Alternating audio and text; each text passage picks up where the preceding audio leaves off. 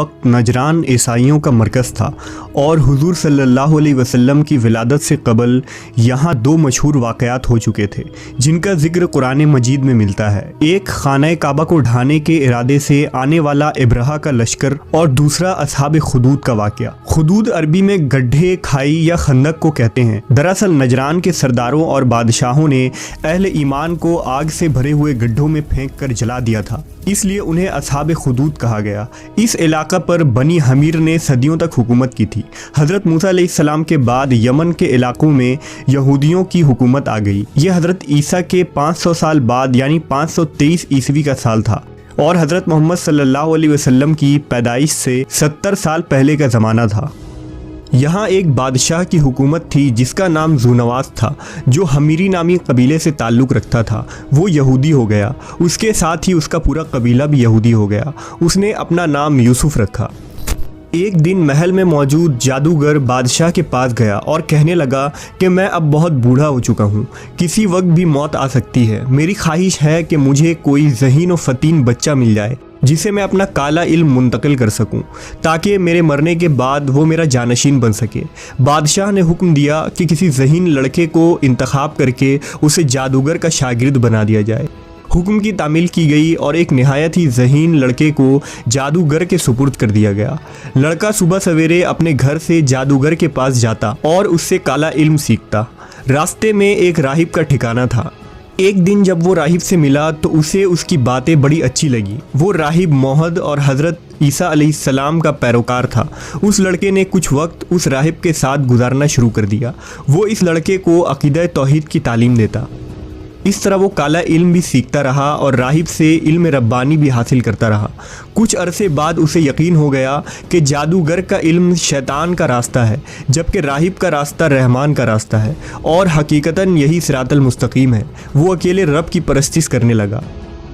एक दिन वो लड़का बाज़ार में जा रहा था। उसने देखा कि एक बहुत बड़े और खौफनाक जानवर ने लोगों का रास्ता रोक रखा है और लोग उसकी वजह से रास्ता उबूर नहीं कर पा रहे हैं। लोगों की खासी तादाद वहाँ जमा हो गई है। लड़के ने दिल में सोचा कि आज वक्त है कि मैं देखूंगा कि राहिब का मामला जादूगर से बेहतर है या नहीं।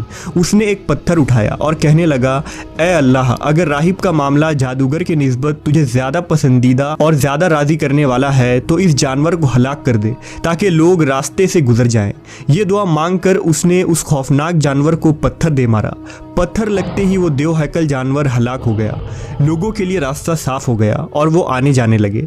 लड़का बाजार से सीधा राहिब के पास पहुंचा और उसे सारा वाकया सुनाया। राहिब बहुत खुश हुआ और कहने लगा, अनकरीब और यकीनन तुम आजमाइश में डाले जाओगे। अगर तुम आजमाइश में डाले जाओ और तुम्हें हुक्मरां परेशान करें तो मेरे बारे में उनको ना बताना। वक्त गुजरता चला गया। लड़के की करामत में इजाफा होता चला गया। उसके पास अंधे, बहरे और मरीज़ आते और उनका इलाज करता और वो अल्लाह के हुक्म से सेहतयाब हो जाते। इस तरह उसकी शोहरत बढ़ती चली गई।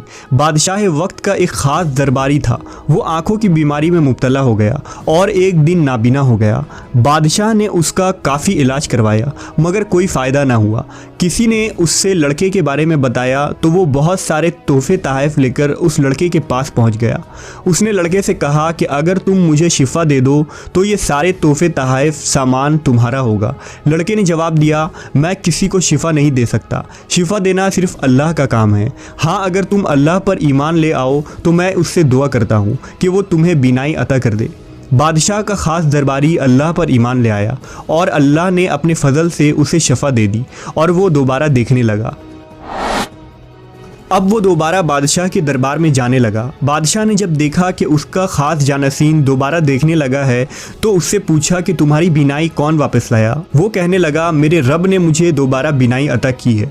बादशाह जो खुद को ही रब समझता और कहलवाता था, कहने लगा, मैंने कब तुम्हारी बीनाई दुरुस्त की। उसने जवाब दिया, बादशाह सलामत, आपने नहीं बल्कि मेरी नज़र उस रब ने दुरुस्त की है जो मेरा भी और आपका भी रब है। बादशाह को शदीद गुस्सा आया कि मेरे अलावा और कौन रब हो सकता है। उसने अपने इस दरबारी की इस गुस्ताखी पर उसे सख्त सज़ा दी और उस पर तशद्दुद शुरू कर दिया कि वो तौहीद से इनकार कर दे, मगर उसने इस्तिकामत इख्तियार की और उस दरबारी को सज़ाएँ मिलती रहीं। आखिरकार उसने उस लड़के के बारे में बादशाह को बता दिया। बादशाह ने उस लड़के को अपने दरबार में बुलाया। लड़का बादशाह के दरबार में खड़ा था। बादशाह अपने जाहो जलाल और तकब्बुर के साथ लड़के से मुखातिब हुआ।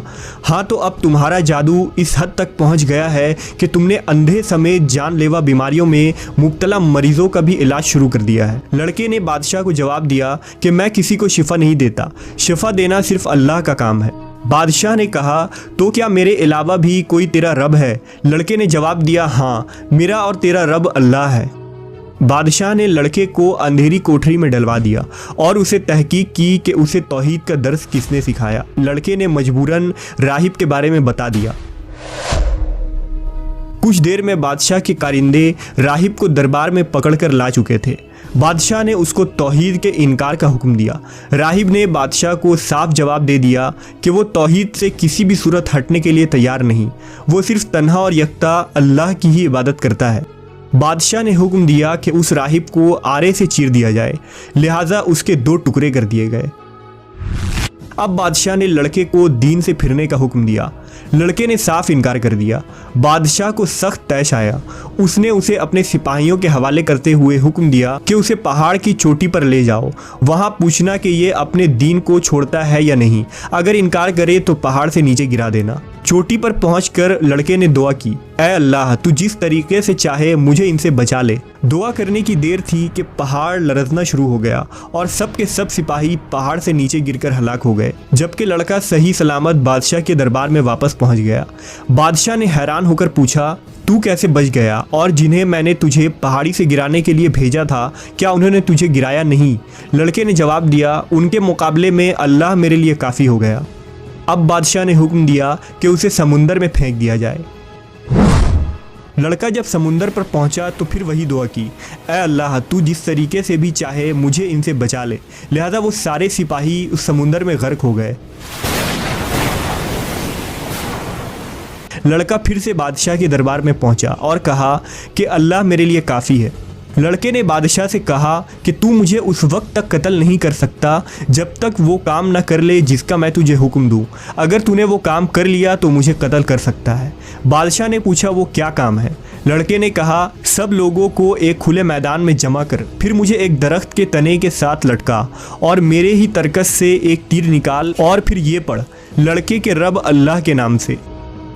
बादशाह ने बिस्मिल्लाह रब्बुल गुलाम पढ़ते हुए तीर कमान के दरमियान रखा, फिर लड़के की तरफ फेंका।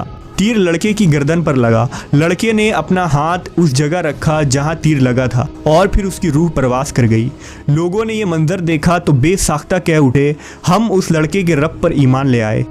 बादशाह ने उसके हवारियों से कहा कि देख लो, जिसका डर था वही हुआ, अब तो सब लोग अल्लाह पर ईमान ले आए हैं। बादशाह ने हुक्म दिया कि तमाम गलियों के दहानों पर खंदकें खुदवा दी जाएं, इनमें आग जला दी जाए। बादशाह ने कहा कि जो अपने नए दीन से बाज आ जाए तो उसे छोड़ दो, वरना उसे उस आग में फेंक दो।